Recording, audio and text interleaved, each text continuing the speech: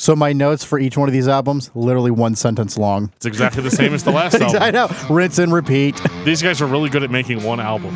They're good. Like, they sound good. I just was bored as fuck. Production's good. Yeah, it's a good sound quality. Production's good. Musicians are all good. Yep. They know what they're doing. They're just, come on. This was the same as the last 6 albums. They're like, oh, wait, did the drum solo out? Did I hear, is that Elite? No, Well, why never didn't we mind. feel that way about Slayer? Because they're not every song is the exact same thing when it comes to that. It's not the same speed. It's not the same variance every song. Seasons of the Abyss. Hello. That's not the same as Rain in South Hell. of Heaven. Yeah, they're all different and they're all right. Heavy as shit. Did you say Rain in Hell? No. Maybe did. I don't know. Yeah. It's I don't know. I was talking about Slayer and then Hell just came up. It's just kind of synonymous. Shit. It's been a long week. It's going to be really hot tomorrow night. Well, I got air conditioning now, so whatever. I'm done. I'm fine now. Oh, no. I mean, like, we're going to be in a room with, like, a bunch of dudes that look like me. Like 400 of them. Well, we are. The Dantariites? Yes. I'm going to walk in there and be like, oh, my God, it's him. The guy that got us all into Zao. I have a feeling that, like, in some sense, like, if everybody shows up at a Zao show, they've talked to me at some point. Probably. Or they've left a comment on your page. Hey, Dan, can I get you anything else with your meal? Yeah, have you listened to Zao? Well, no, I just thought maybe you wanted a refill on your Coke or something. No. Zao and beer. Why do I picture you like a Jehovah's Witness? Here, do you have 5 minutes to talk about Zao? We have 5 minutes to talk about our Lord and Savior Zao. What could Zao do for you? Like, how did you get permission to do a Denny's in the first place? Like, do you know somebody? They're just like, yeah, fuck it, we got nothing. But let's say somebody calls you and it's like, dude, we got a gig at Denny's. We got 50 people. Do you ask questions or do you just drive to Denny's? You know what I mean? Like, you just show up with your band equipment? equipment? Show up and start playing, yeah. Hey, here's the deal. It's 3:30 in the morning. You can have us 50 people give you money, or you can just not everything to do. That's what I'm expecting to hear the next time I see you. Oh my God, we destroyed a Denny's. This like 17-year-old kid gets up on the microphone and goes, "What the fuck is up, Denny's?" Like, that's it. I quit. I'm going home. How do they get permission to? They're in a Denny's. How? Like, well, these guys are fucking throwing down too. Is that a server in the background just kind of chilling? Oh, she's taking pictures. Okay, she's with the band. You see him run up to the mic and go, "What the fuck is up, Denny's?" I like this chick. Oh, she's videotaping. He's straight up, okay. I get it now. He's straight up Dan Terry moshing there. Nobody would have ever thought from this video that they would have gone on to sell 10 million albums. It just gets me pumped every time. So much beef. So much beef. You're listening to Discography Discussion, episode 129, The Black Dahlia Murder. Hosted by Dan Terry. What the fuck is up, Denny's? Josh Baldridge. Pancakes. And Joseph Wren. It was nighttime, and that was the responsible decision. It's like, but he's drunk, but he's not allowed to drive. How did you guys end up in this situation? Presented by discussmetal.com. And if you think The Black Dahlia Murder is a really shitty B-movie, then you are ready for this episode of Discography Discussion. I am Joe, that is Dan, that is Josh. Welcome to the Black Dahlia Murder episode. I just want to apologize right now. Ahead of time, yeah. We are going to ruffle some feathers for fucking sure. Well, Josh will. I'm gonna try to play the nice guy here. I am going to ruffle feathers and come at me, bitches. Everybody's just going to petition to have Josh removed from the show. Bring it. Yeah. Get your pens and paper ready, Matt and Cameron Lee McKinnon. You guys asked for it. We're talking about the Black Dahlia Murder. You guys asked for it. I don't know what I did to deserve this. Did we get punished for this? What do we do? I'll say this as early as I can. I do not think that the Black Dahlia Murder is a bad band. No, that's not the issue. They are a very technical sound band. They sound good. They can play good. They have talent. When I'm listening to an album, I'm enjoying it. I'm enjoying it while I'm listening to it. Yes. Turn it off, and then you're like, what did I just listen to? Yes. You listen to some straight metalcore with screaming. Oh, so Joe's going to take that position, the most offensive position about the Black Dahlia Murder, by calling them metalcore. Someone's playing the fence. Well, it's been debated among fans for years as to whether they are a melodic death metal band or a metalcore band. Metalcore. And I'm going to be that guy and just say, hey, you know what? It's somewhere in between. Can't they just suck? No, they don't suck. Oh my God. No, I'm kidding. Well, before we start talking about what flavor the cream filling is, I want to take this time to say thank you to everyone for listening to the podcast. Thank you for listening and for subscribing. If you are not a subscriber, then you can find everything Discography Discussion at discussmetal.com. We are on Spotify, Apple and Google Podcasts, TuneIn Radio, Stitcher, so if you have an Amazon Echo or a Google Home, you have no excuse. Ask it to play the latest episode of the Discography Discussion podcast, and it will. We're also on Facebook and on Twitter at Discuss Metal. Be sure to like, favorite, and subscribe. It really helps us out. It lets us know you're listening, and now Dan is going to tell us all about 5-star reviews. We love 5-star reviews here on Discography Discussion, and the reason we love them is because they make me feel good. And I don't always feel good, so I need more reviews. More seriously, you guys know why we need reviews, recommendations, and all that good stuff. If we listen to this podcast all the time and you haven't reviewed it, review it. We would love to have a review to read on the show.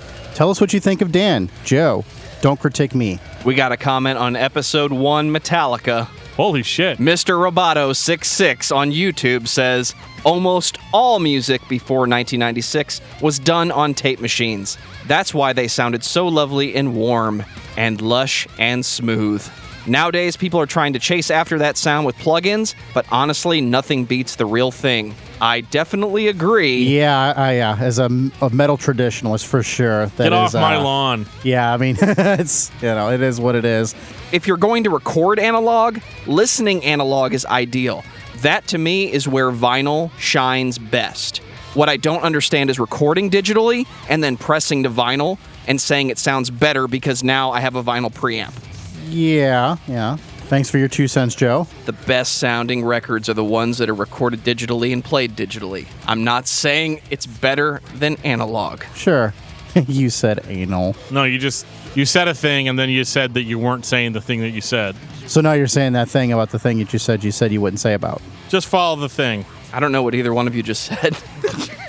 But to his point, yes, that is correct. I definitely love this sound to that pre-era. We got a tweet from Nick Kill. Oh, shit. A Merciful Fate discography discussion would rule. You bet your sweet ass it would. Absolutely. Except 2 for out of all those 2 out of 3 records where here. King Diamond Yeah, is singing. That's okay. 2 out of 3 of us would appreciate this discography. I don't know, and I'm not going to point fingers at who the third member, Dan, would be, but Joe and I would love to do that. Now, So if the much boss okays of it. So much makeup. Yeah, but he's metal as shit. Didn't they say it on Beavis and Butthead one time that they're like, why is he wearing makeup? It's almost like they said, they all were drunk one night and we're like, we should totally wear makeup to band practice, and King Diamond's the only one that did it. Yeah, that's probably. Oh, this is just stuck. This is my shtick now. I would love to do Merciful Fate, hands down. So there's my vote. So, Dan, tell me about the Black Dahlia Murder. I thought that you would never ask, Joe. The Black Dahlia Murder is an American melodic death metal band. Yeah, that's what I'm calling them. No. From Waterford, Michigan. It's weird because bands like this typically don't come from the US of A. They're usually over in Sweden or Finland or Somewhere over there by name Jeff's some other place. yeah, somewhere by Jeff's house. These guys are homegrown, they're American, and they sound nothing like Pantera. No. So I should love them, right? No. By design, yes. This should be right up your alley. It really is, in a way. They busted onto the scene in 2003 with a record called Unhallowed. Nice evil-sounding name. Sweet title. So evil. What do they play? They play melodic death metal, and it's 2003, so it's not really a new thing. However, they're a little bit heavier than your standard death metal band. And they're technical, and they sound good. They're super technical. They're very talented musicians, at least the ones that were in this album. And there's a lot of melody there. So if you look at something like In Flames or Dark Tranquillity or Arch Enemy or name another Gothenburg band we've talked about, Avatar, the list goes on and on. We've almost covered that whole scene at the gates, that I could do this all night. So what is it about the Black Dahlia Murder that makes them unique? Were they the only American death metal band in 2003 that was doing this sound? Not really. No, but they sound better than the ones who do. They have excellent production quality. The drumming, This is true. The drumming's fast. The guitar work is technical. It's melodic. It's kind of emotive in a couple of places. No clean vocals, which I love. I like that it's very go for the throat. Vocals transition between high-pitched shrieking and deeper guttural death growls like you'd get from something like Cannibal Corpse. And I think that's really what sets them apart and makes them a little bit more American sounding is the vocals and the drumming. I think guitar-wise, they're very much in line with bands like old In Flames or Old Dark Tranquillity or At the Gates. However, I think that vocally, them having that deeper death grunt is a little unique for their sound. A lot of these bands just pick one. But like Joe was saying earlier, that also kind of puts them in metalcore territory because there's a lot of metalcore bands that do the same thing. Especially in 2003. I mean, what's more metalcore than mixing melodic death metal with hardcore vocals, hardcore screams, and, you know, a little bit more of it like the American brutality? The answer is? What sets this apart from metalcore, I think, at least on this album, is that it's still more firmly rooted in death metal. There's a lot of soloing and stuff.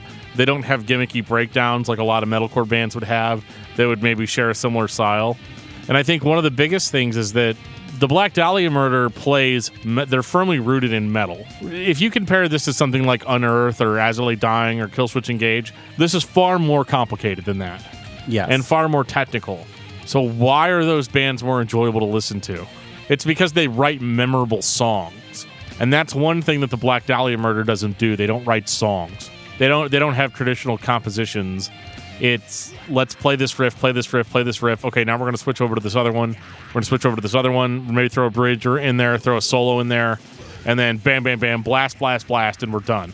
It's thrash metal from the 80s. Play riff, play other riff, play solo, play riff again. And done. It's definitely formulaic. And they follow that same pattern and formula throughout their history. Well, I had to admit, I was blown away by Unhallowed. I like this album. I was excited, this being a band I know of them, but I had never listened to them before. I liked this album. I was excited to see what else they had from this album moving forward, and then...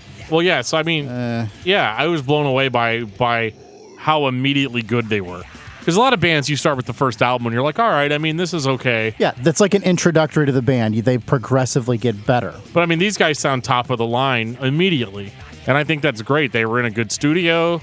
They laid down all the ideas that they had. They presented their version of heavy metal to the world, and it sounds really good. I can't praise the production enough. I think it sounds great. This reminds me of the kind of an album you would have as like your third or fourth album when you've kind of figured shit out.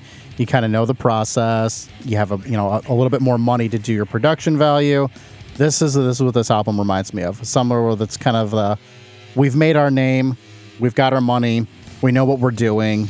We're technical now. We're not just throwing shit together. But they are definitely throwing shit together. Yes. And that's the beauty of that. That just underscores just how talented these guys really are as musicians and writers. Was this the generation of metal that the guitarist and the drummer just showed up and said, this is the song, guys, and nobody had any other input? I don't know. I think the vocals are orchestrated in such a way that they had to have been part of the songwriting process. You would think. Either that or they're just really good at adapting. I would think they have to be involved. That's too hard to just show up and go, all right, this is what you're going to do. Well, I take it back. This was 2003, where everybody was trying to be heavier and more extreme by playing faster, even though there was no technical reason to do that. I think they just did it because they wanted to, and it sounds fine. I don't really have an issue with this record by itself. No. I can pop it in, I can listen to this, I can enjoy it. I saved this album. But there's nothing memorable about it. Like, I can't tell you what my favorite song is because all the songs run together. And that's going to become a huge problem with a band that has this many albums. Unfortunately so. Not to take away from their talent or anything, but... 2005, Miasma. Well, you can get an inhaler for that, Joe. That's over the counter as well. We can help you out with that. Don't go out on orange quality air days. You'll be okay. Oh, you mean the album? Oh, gotcha. Oh, shit. Okay, sorry. I was waiting for you to clear your throat. Sorry, I thought he was having an asthma attack. Okay, so yeah, the album, I didn't call it Miasma, I called it Miasma. So did I. That's why I thought it was enunciated. Because I thought it was supposed to be cool, but these guys are from fucking Michigan, so... Shocker. Right. They probably don't have a weird accent on it. I kind of like this album, too. This one actually has better sound quality than the first one. And I was surprised by that because of how fucking good the first one sounds. But this album is a little bit more complicated.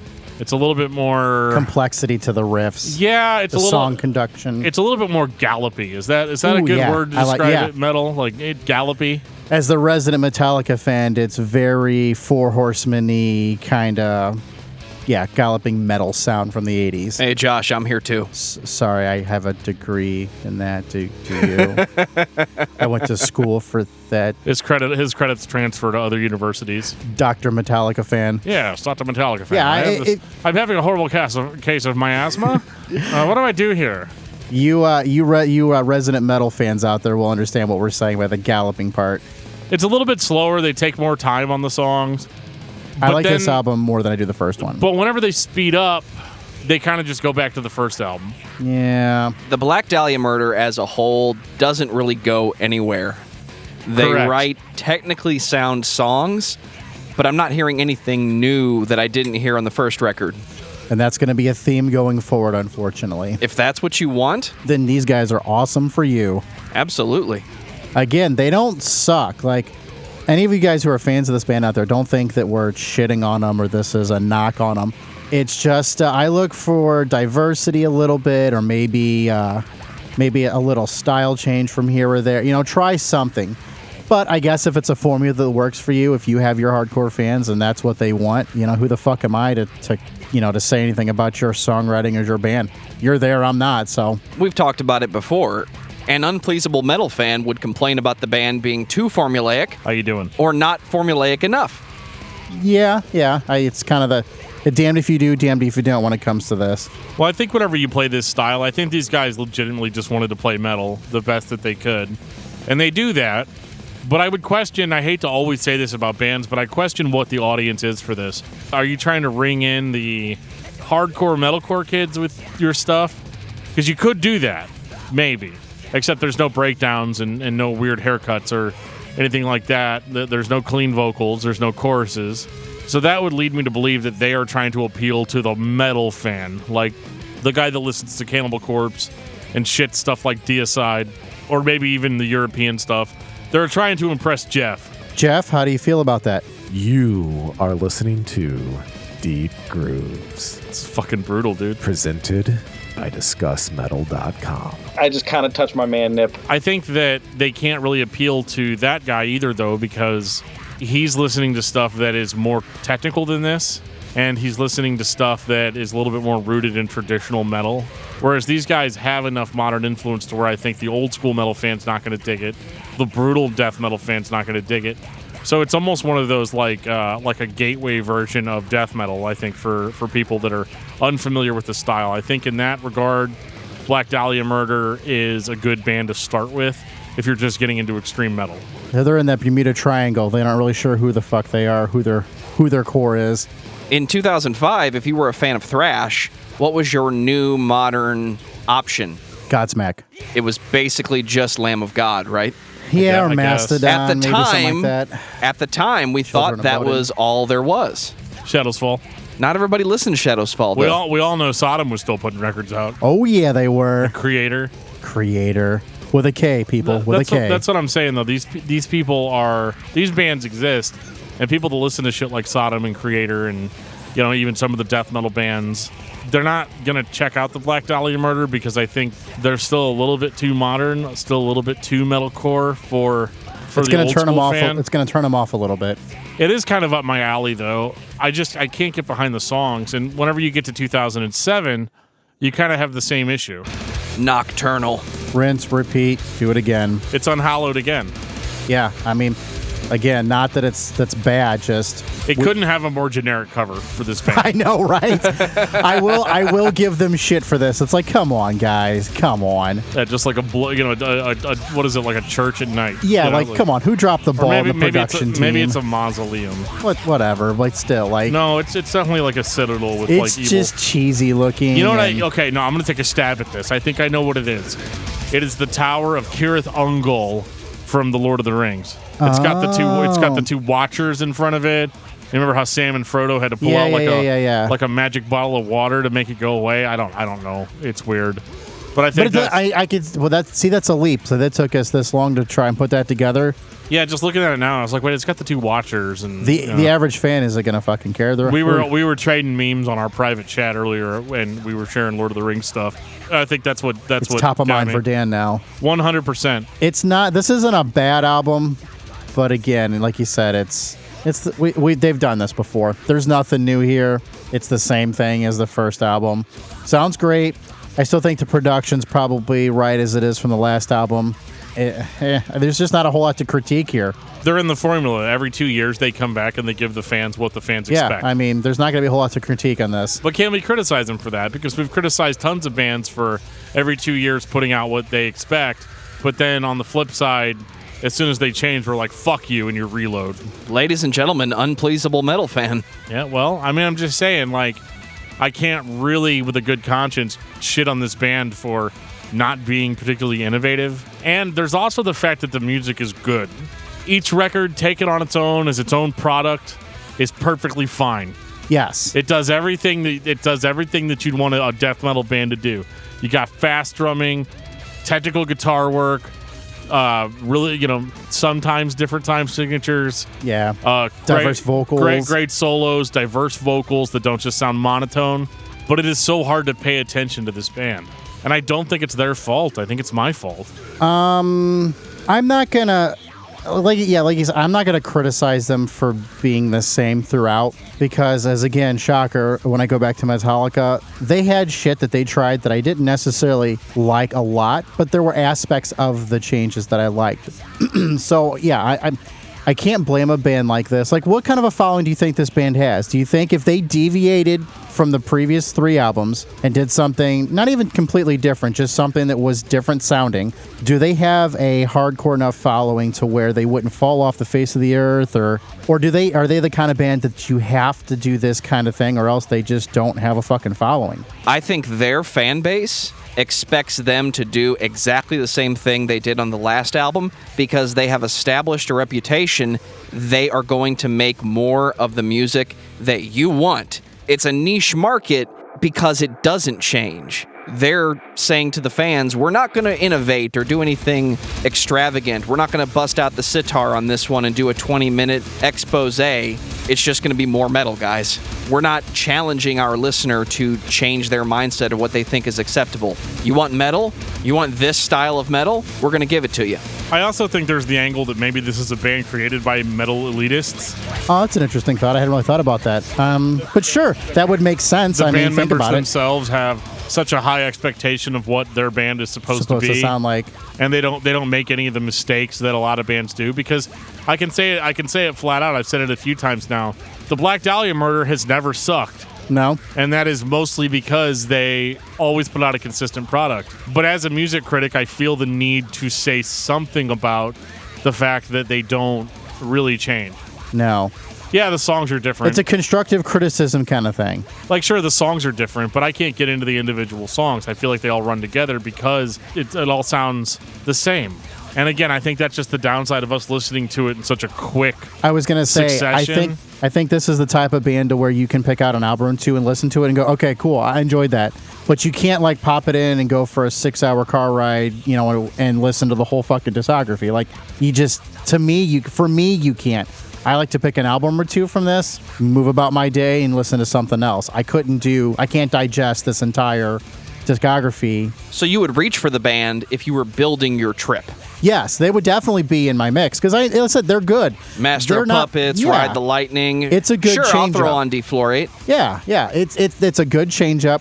I just couldn't do the entire, 3-4 of them back to back. There'd have to be some break, some other, something in the rotation there. But yeah, I would definitely add them in my rotation. I already add the first album to it. Like, it's a good band. They're a good band, just unfortunately, like we've said before, they have fans that they're catering to, and I think they just stick to that, do what they know. I think that if you are in 2007 and you're like, yeah, Nocturnal, it's great, and then you listen to that record for 2 years, and then you buy Deflorate in 2009, you're like, oh yeah, the boys are fucking back. It's like a Metallica fan's wet dream. Like, they're just going to play Justice for All forever. Yes, and Justice for All, the 4th album in a row. Let's be honest. On theory, that sounds fucking great. Still no bass. Sorry, Jason. Yeah, in theory, that sounds fucking great, and I would get just thinking about it. But in reality, like, if I had to be honest with myself, no, it would be fucking boring to listen to Injustice for All 3 fucking times in a row or 4 times in a row. And God, I love you, James Hetfield, and happy birthday, but no, I couldn't do it. So I think I don't even know that even the hardcore fans from the early 80s with a band like that I don't think that they'd even stick around long enough for 4 albums in the row that are identical. Well, these guys are obviously still doing well. Oh, by all means. They just played the Louder, or I don't know if that festival's happened or not yet, but the Louder Than Life Festival, which was a huge It either just happened a week ago or it's sometime within this last few week window. Yeah, you know, and and they played alongside of like some really big bands. I think one of the biggest issues is that I can't just listen to the same thing over and over again. And I know somebody right now is thinking, well, what the fuck, Dan? You did Napalm Death. All that sounds the same. I thought you liked Zayo, Dan. The Zayo That's not records the don't sound the same. same every album. You think Parade of Chaos sounds anything like Where Blood and Fire Bring Rest? I think the fan of Black Dahlia Murder would challenge the fact that you're listening to the same band over and over. They are doing the same thing. The only exception is that every album is the same over and over. Well, and to get into Deflorate or Deflowerate or however the fuck you pronounce it, it's the same band doing the same thing again. And there's just almost too many albums of this. I'm to a point where I'm like, guys, it's good, I love it, but what else you got? And maybe I'm asking too much because, you know, it probably takes a lot of effort to compose and perform these songs. You have to be able to play at a level that I think a lot of people can't play at. Drumming notwithstanding, I think the drumming could be a little bit more complicated than it is. At this point, the Black Dahlia Murder is just building more options for that 1 hour show. We're going to play the festival and it just be loud and intense, beginning to end. It doesn't really matter what songs we play. You're going to get the same emotional reaction to this band, live or otherwise. I think the problem is you could play one or two songs from each album in a live set and tell everybody that it was a new album, and they'd probably believe it. They won't care. They'll just it'll eat it up. I mean, Deflowerate, I don't know what else to say about it. It sounds like Nocturnal and Unhallowed. And Next. 2011, Ritual. Hey, that's my line, motherfucker. Oh, sorry, bitch. Love you, Joe. Ritual's the same thing. Yeah. You're starting to see a pattern here, guys, and we're sorry, but This you know. band way overuses the quiet start. Oh my God! I was And like, then is goes every right album into like this? all the time. I'm like, fuck, did I just start listening to Unhallowed again? I know. It's like, oh, cool. Oh, cool. Cool. Oh, okay. Hey, what's on the next one? Now, I do have to say that whenever I was listening to this band, I was playing Stardew Valley pretty much the whole time. So, like, I'm fucking harvesting potatoes to this shit. And You Russian. I was actually. It made me go into the mines and fight monsters because I was like, I got to be doing something more epic. I need to than be this. killing enemies. We need to co-op that game. In that, well, and that'd be fun. This week. In that regard, though, I think it does succeed. We'll use Ritual as an example. I think it's cool to listen to something like Ritual. Now, I will say with Ritual, they start adding a little bit more of that modern metalcore sound into it. I defended them earlier on, saying that it was just straight metal. You start hearing that metalcore creep in. And I think it's good because it sounds a little bit different than what they're doing before. I made a special note of that. I'm like, wow, finally a little difference. I can audibly hear a difference in their sound. But it's not enough to stray to where their fans are like, what the fuck is this? They're done. They sold out. Well, whenever you get to Everblack in 2013, what I find interesting about that album is that it has more hooks. Yes. It's a little bit more hooky of an album. A gimmicky sound. I tend to remember the songs better. I mean, as far as I'm concerned, the cover is exactly the same as Nocturnal's. Yeah, they don't deviate very much in their artwork, do they? I'd be curious to know who came up with the concepts on these. I just like the way the album starts off with the kind of more of a doomier, slower riff and just kind of building up the intensity, whereas before they just start quiet and then just immediately blast. And so I remember thinking, this is going to be different. Largely, it wasn't. No, but there was a little bit more harmonies. Some harmonies. There was some harmonies in there. I think, at least from me, for being a guitar guy standpoint, the riffs, like you said, are a little bit more hooky. There's a little bit more momentum in there. Yeah, I like these kind of slower riffs that they had on to start some of these songs, and then come in and kick my ass. So it was a nice little change up, but again, it's not enough for the entire album for me to go, oh yeah, go ahead and bunch this in back to back to back with another album. 6 albums in, I feel like I can finally point out that the Black Dahlia Murder, for better or for worse, sounds like every project that one person on YouTube puts together. Look up a tutorial today of how to record metal guitars. You'll find this sound. The guitars will sound like this, the drums will sound like this, the vocals will sound like this. I don't think in 2003 this band was trying to record a generic metal sound, but what the general masses started to copy was the Black Dahlia Murder style. So find that band on YouTube that you've never heard of before, or that one guy that's recording his 8th metal album. It'll sound like the Black Dahlia Murder. circa 2013. And that's not a bad thing at all. No, we're not saying that by any means. There's no variation. Yes, that's the point we're trying to point out here. Big criticism is guitarists not coming up with their own sound, or even engineers coming up with their own sound. Eventually, if you do something long enough, you will fall into patterns, you will fall into a process. Efficiency, I believe, is what that's called.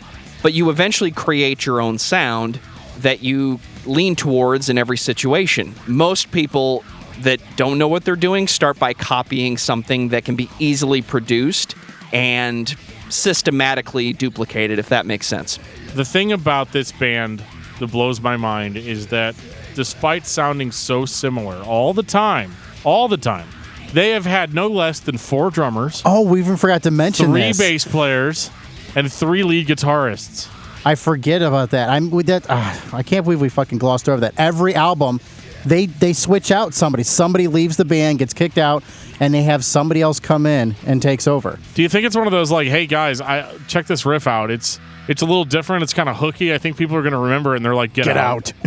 Just immediately get out of here. Leave. These the are the opposite songs. of Metallica. Play what I wrote down on the sheet or get out. I think every position this band has been revolving except for the leads. I was going to say, except for the vocalist. He's the only constant. So, yeah, it's Maybe interesting. he writes all the music. Maybe he sits down with the guitar and writes it all. Yeah. Here, no, that note. I didn't write that note for you. It's entirely possible. It's just weird that you would swap out 3 lead guitarists without there being a noticeable change in the way the band sounds. No. So there's your formula, case in point. And they're good. I mean, they're not just hired musicians. I mean, they played in other fucking bands before, so I can't believe we totally get this far and didn't even mention that. Yeah, because that blew my mind looking through the history. Like, Jesus, how many times are these guys swapping out drummers, guitarists, bass players? You wouldn't notice from listening to the albums. No, not at all, which made me totally and forget about it. And that leads me to believe that the principal songwriter is a metal elitist. I wasn't going to say that, but yeah, essentially that's probably the case. And then you get into Abysmal a few years later. Yeah, very aptly titled. Because by this point, dude, I was like, oh, fuck, here we go. Quiet intro, and then blast. Yeah, I mean, not a whole lot to really discuss on this. It's the same. Good, but... the cover's red instead of blue. Yeah, I mean, that was kind of cool. That's a thing that exists. It's an interesting title. I love this band's t-shirts. They have pretty cool artwork on their t-shirts. Oh, yeah. And I would love to see them live because I think they'd put on a badass show. Oh, yeah. They'd be all over the place. It's kind of like what we were talking about in the Society's Finest discussion where if we were at a show waiting for like Gojira to play or something and the Black Dahlia Murder came on and we'd never heard of them before, we'd be like, holy shit. We'd be running to the merch booth we'd enjoy them. To get albums. And then we'd get them, and we'd probably really love it. But then we'd get another one, and we'd be all like, oh, I get it. They just do the same thing. Well, let me check out the rest of their stuff. You could probably get about 3 or 4 albums in, and they'd have you by the balls at that point. Yeah, you're just committed. But you're never gonna feel the same way you did the first time you saw them live because they represent a sound that is unchanging, unvaried, and I think it's okay. But I mean, we're in 2015. We started this journey 13 years before that. Yeah. Or 12 years before that. I don't do math very good. But is that a testament, though, to their longevity, though? That they're still... Sorry, I just wanted to throw that out there for you, Dan. I mean, well, they're clearly doing something right. I mean, they have quite a following. They're doing everything right. I mean, it's all very technically sound music. It's not boring enough, or it's not, the same. I'm not going to turn it off. Well, I'm not going to turn it off if I'm listening to a metal playlist or a shuffle or something. Well, but I will if this is the 6th album in a row that I've listened to for them. Right, but if you mix it in with general metal... Yeah, no, I said that earlier. It's something I would definitely put in my rotation. I just can't listen to back-to-back or 2 or 3 of these albums in a row. Or, 7 or 8? 7 or 8 of them, yeah. Like, I mean, but like, again, fuck. clearly they have the formula. They know what the fuck they're doing. Whoever's in the band at this point. Or they've taken a definitive stand, and this is the sound of the band. This is the hill they're going to die on. Their fans know, like, this is it. They're not going to sound any different. This is who we are. We are who we thought they were. We've been conditioned as metal fans to expect disappointment on the next album. Black Dahlia Murder is kind of the opposite. No, you're going to get exactly what you're expecting when you buy this album. Until 2017, Nightbringer. I'm just kidding. It sounds just like the other I was albums. gonna say psych. No, it was the same. It's a good album, but This is not where I go on a 15-minute tirade about how they fucked up after doing the same thing for 7 end of albums. the band. It was a concept album. Yeah, honestly, I couldn't tell if any of these were concept albums. I found the lyrics honestly to be mostly drivel, Is that a real word? using really big words to describe how she was a bitch and deserves to die. Well, there's only so many ways you can call someone a bitch, Dan. Cannibal Corpse does it better. I think that Nightbringers is, to quote Joe almost exactly, it's the next album by the Black Dahlia Murder. I have spoken. And then an album after that, it's the next album from Black Dahlia Murder. So when a new one drops in 2019 or 2020, it's going to sound just like Nightbringers because it Or sounded just like Abysmal. Unhallowed. Because it sounded like Everblack, which sounded like Ritual, and going on and on and on back to Unhallowed. So to you fans out there who love this band and wanted us to cover them, good band. I would definitely recommend them. If you want to add some good, heavy technical sound into your rotation, I just can't stomach more than 2 or 3 albums in a row. But I loved having them in a rotation, and I loved that would listen to them for sure. Would that be your final thought, Josh? Definitely my final thought. I recommend them. I just don't suggest listening to the whole thing or to all of them in a row. Mix them in. Dan, what about you? You guys like Jack in the Box tacos, right? I love Jack in the Box tacos. And why do you like them? Because It's a you know sure what you're thing. going to get every fucking time. It's a sure thing. It's a greasy, crunchy, spicy taco. Have you ever gone into a Jack in the Box tacos with some expectation of them being amazing, No, you don't, because you know that they're not. But damn it, they're delicious. but you're still going to keep getting them because they're cheap? There's plenty of them. You're never going to run out. That's the Black Dahlia Murder as far as metal. They're the Jack in the Box tacos of metal. And I'm fine with that because they're going to continue to do well. They're going to continue to make sales, and they're going to continue to impress because you know what you're going to get. I like tacos. And I think this band is up my alley in the sense that I'll listen to an album every now and again. But honestly, I'm probably just going to buy Unhallowed on vinyl, and that's going to be it. I don't think I can say anything that has not already been said by Dan and Josh. The Black Dahlia Murder is a sure thing in metal. I'm going to use a different food analogy to try and be original since Dan decided to go for the Jack in the Box tacos in this one. Well, Not going to top it. You're not going to top it.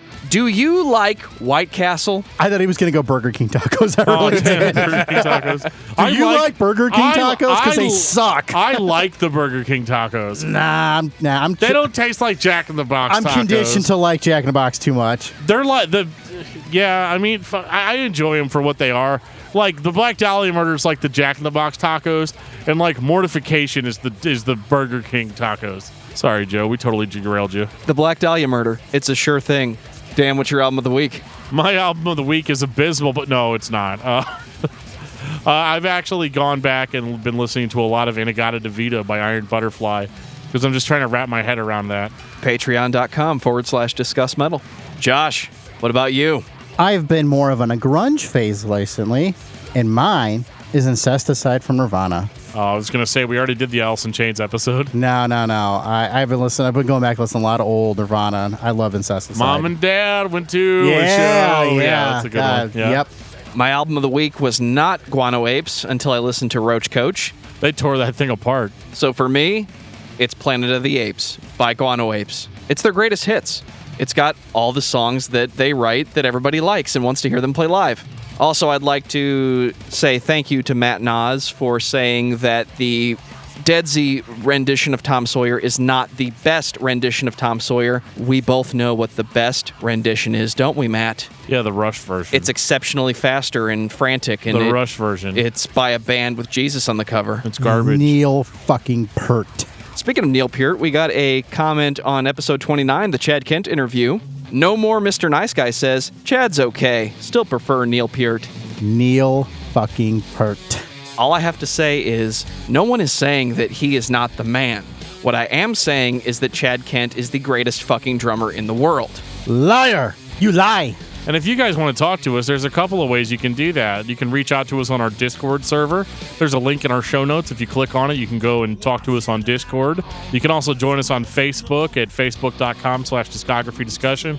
You can join our official Facebook group where we have memes for days.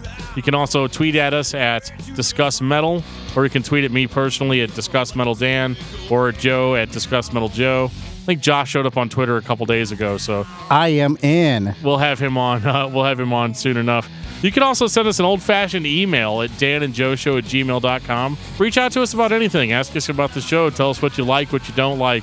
Recommend bands. A lot of the bands we talk about have been recommended by you guys, the listeners, and it's always fun, especially if I've never heard them before. It can always be kind of a surprise for me. And on that note, this has been episode 129 of Discography Discussion. Thank you for listening. You can like us on Facebook and follow us on Twitter at Discuss Metal. Subscribe to our podcast everywhere you listen to podcasts, including Google Play, iTunes, and Stitcher. Visit discussmetal.com for all things discography discussion, and please send questions and comments to danandjoeshow@gmail.com. If you are not a patron, you can become one at patreon.com/discussmetal. We have some sweet perks. Beer, good. Music. Memes for days. Money, good.